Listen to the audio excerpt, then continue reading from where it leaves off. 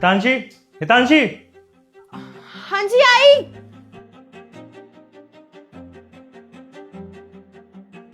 जी क्या हुआ? ये क्या है? इतनी महंगी साड़ी तुमने मंगवाई है? मैं कितनी बार मना किया है मैंने कि फालतू के खर्चे मत किया करो, फिर भी तुम फालतू के खर्चे करती रहती हो। नहीं ये मैंने नहीं मंगवाई, भाभी ने मंगवाई है। झूठ बोल रही हो तुम मुझसे। एक तो फालतू के खर्चे करती हो, ऊपर से इल्जाम भाभी पे लगा रही हो। नहीं नहीं मैं झूठ नहीं बोल रही, मैं सच बोल रही हूँ। देवर जी क्या हुआ, आप देवरानी पे इतना चिल्ला क्यों रहे हो? अरे भाभी चिल्लाओ ना तो क्या करूं, फालतू के खर्चे करती रहती, देखो ना आप। नहीं नहीं देवर जी, आप गलत समझ रही हैं, साड़ी मैंने ही मंगवाई है। अरे भाभी प्लीज, हर बार आप इसे बचाने आ जाती हो, इसी चक्कर में ये सब हरकतें करती रहती है और फालतू के खर्चे करती है।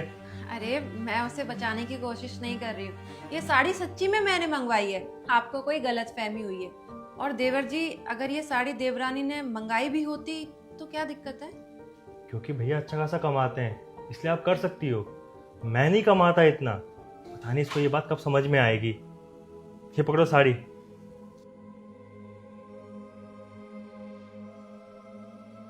देवरानी तुम ना देवर जी की बात का बुरा मत मानना, वो थोड़े परेशान है ना, इसलिए ऐसे बिहेव कर रहे हैं। जब सब सही हो जाएगा ना तो वो नॉर्मल हो जाएंगे। जी दीदी।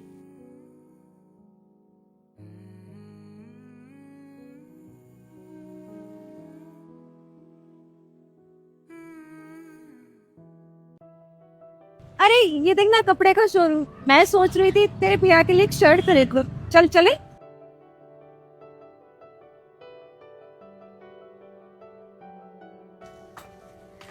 अब भैया शर्ट दिखाना, ये देखिए।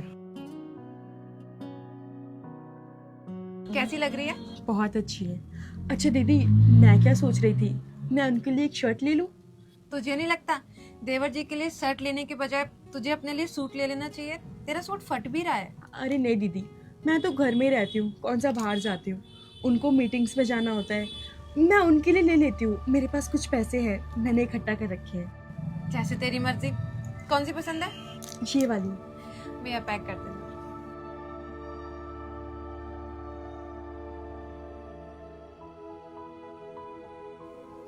हितांशी, क्या है ये?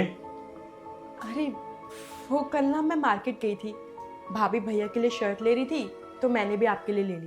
तुम्हें सुबह ही समझाया था ना मैंने कि फालतू खर्चे मत करना, फिर भी तुमने शर्ट खरीद लिया। कोई दिमाग नहीं तुम्हारे अंदर, पता नहीं क्या संस्कार दिया माँ बाप ने तुम्हें।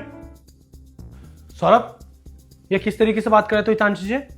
ऐसे बात करता है कोई अपनी बीवी से? भैया बीच में मत बोलिए, मैं बात कर रहा हूँ ना।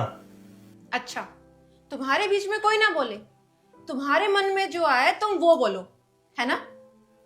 देवरानी के घर वालों ने उन्हें अच्छे संस्कार दिए, ये हम सबको नजर आता है। और हम सबको ये भी नजर आता है कि ये तुम्हारी कितनी फिक्र करती है, सिवाय तुम्हारे। देवर जी मुझे एक बात समझ में नहीं आ रही कि मम्मी पापा ने तो आपको ऐसे संस्कार नहीं दिए, क्योंकि अगर दिए होते तो तुम्हारे भैया भी ना बिल्कुल तुम्हारे जैसे होते, लेकिन वो बिल्कुल भी ऐसे नहीं है। वो हमेशा मेरी फिक्र करते हैं, मेरा ध्यान रखते हैं, और मुझे जो चीज चाहिए होती है ना, मेरे कहने से पहले वो ला के रख देते। और तुम क्या करते हो? तुम देवरानी को सबके सामने जलील करते हो, कोई मौका नहीं छोड़ते उन्हें जलील करने का। भाभी रहने दीजिए ना, आप क्यों बोल रही हैं? क्यों रहने दूं? तुम मुझे बताओ, मैं क्यों रहने दूं? अरे इनको भी तो पता चलना चाहिए कि तुम इनके लिए कितने सैक्रिफाइस करती हो।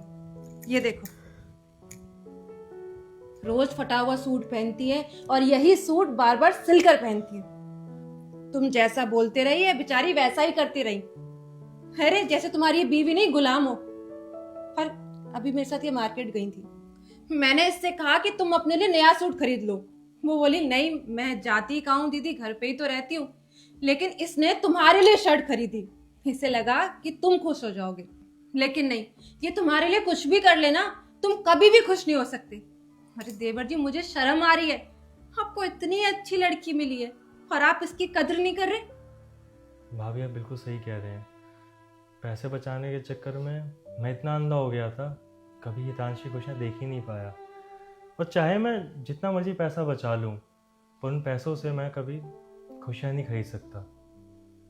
हितांशी हो सके तो मुझे माफ़ करना, मैं आगे से तुम्हें कभी ऐसे इज्जत नहीं करूँगा, ना ही तुमसे बुरा व्यवहार करूँगा। अरे नहीं नहीं, आप क्यों माफी मांग रहे हैं? रहने दीजिए ना। और आप भी तो सही कह रहे हैं, अगर आज हम पैसे बचाएंगे तो कल ज़रूरत पे काम आएंगे। नहीं हितांशी, इंसान को इतना पैसा नहीं बचाना चाहिए कि उसकी खुशियाँ ही छिन जाए उससे। और हितांशी, आई प्रॉमिस, आज के बाद ना तुम्हारे साथ मैं ऐसा कभी बिहेव नहीं करूँगा। I am really sorry. तुम जाके ना फटाफट रेडी हो जाओ, हम बाहर चल के ना शॉपिंग करते हैं, ठीक है?